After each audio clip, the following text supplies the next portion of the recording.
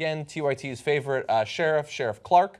And here is what he thinks everyday voters can do to influence this process of government and media. President-elect Donald Trump used a Muhammad Ali rope-a-dope strategy on the fake news network.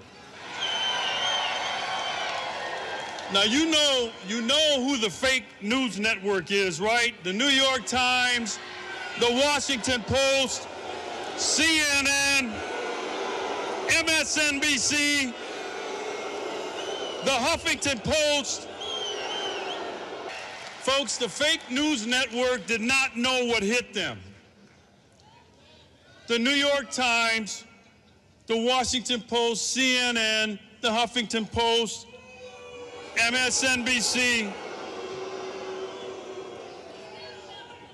they were down for a bit, but they've come back, continuing their attacks to sabotage and undermine our duly elected and soon-to-be President and Vice President of the United States. Now, folks, here's where you, the people, come in. You got to be ready. Are you ready?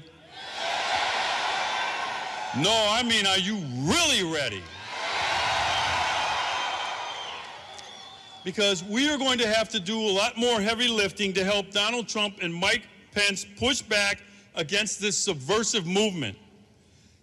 Do you have your pitchforks and torches ready? You know, the left hates when I use that metaphor, but I don't care. Now, Donald Trump and Mike Pence can count on me. Can they count on you? Yeah, it's when right-wingers grab their torches and go after people, especially when they have power, that always works out really well in American history. Subversive elements. Yeah. I'm also not entirely sure that they understand that metaphor, because generally you get the torches and the pitchforks to go against the powerful people who have been, like, hurting you, like the government. Not that you, as someone who loves the government, goes against people who are protesting against it with pitchforks and torches, but that's what he wants to do.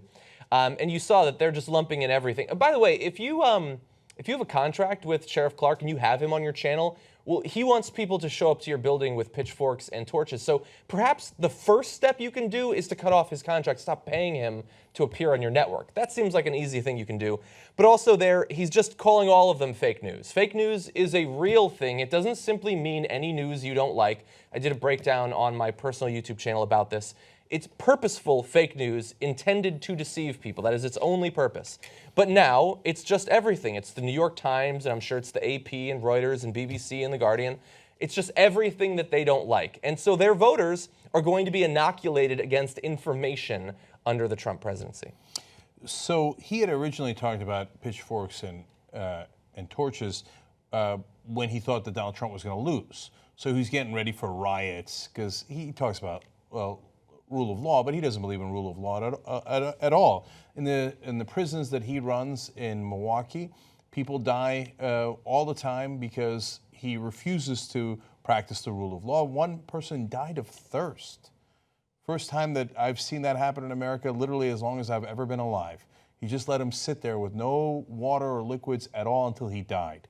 So that's otherwise known as murder, by the way. So he doesn't believe in the rule of law at all. And he was ready to start riots when he thought Trump was going to lose. One of the reasons that he wanted to start those riots was because he said people like George Soros were funding riots from the other side. Okay, interesting. Now, you know who worked for George Soros? The current Treasury Secretary elect that has been selected by the president-elect Donald Trump. Trump's Treasury Secretary Pig worked for George Soros. So are you going to go grab your pitchforks now, Sheriff Clark? Oh, no, that's right. You're a giant liar hypocrite. So you don't believe in the rule of law. You never cared about Soros. Now one of Soros's guys is Trump's Treasury Secretary. And you're not talking about going after Trump at all. You're still sitting there kissing his ass like you always do of the man. Okay, this is the same sumbitch who said that Black Lives Matter is potentially ISIS-linked and is black slime that needs to be eradicated. He's also the same guy who let a baby die in one of his prisons, because they would not get medical care to the woman who was giving birth.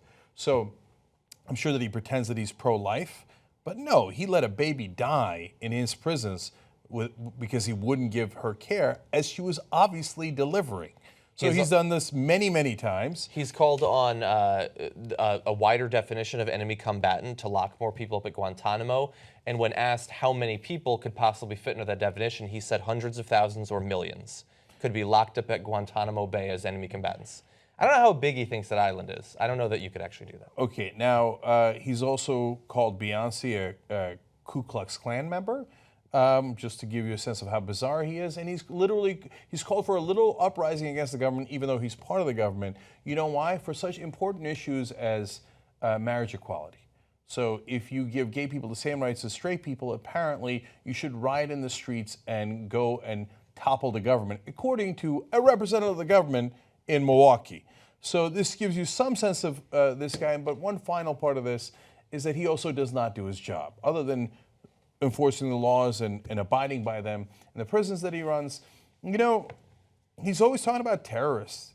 There's never been a ISIS terrorist attack in his jurisdiction. But there has been a terrorist attack. It was by a right-winger who shot up the Sikh temple. And did he prevent that? Nope. So he just let it happen right on his watch because he doesn't care about the rule of law. If you're a right-wing terrorist, oops, Sheriff Clark couldn't catch you while you killed all those innocent Sikhs that are supposed to be under his protection because he was out there busy looking for Black Lives Matter terrorists, and he just let the right-wing terrorists walk right by him. I'm wondering if he's going to let that right-wing terrorist die of thirst in his prisons.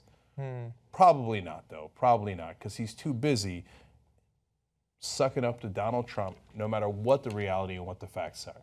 We need independent media to make sure that we hold corporate media accountable. The people that can make that happen is you. You make the Young Turks possible. TYTnetwork.com/join. Join us. Be the revolution.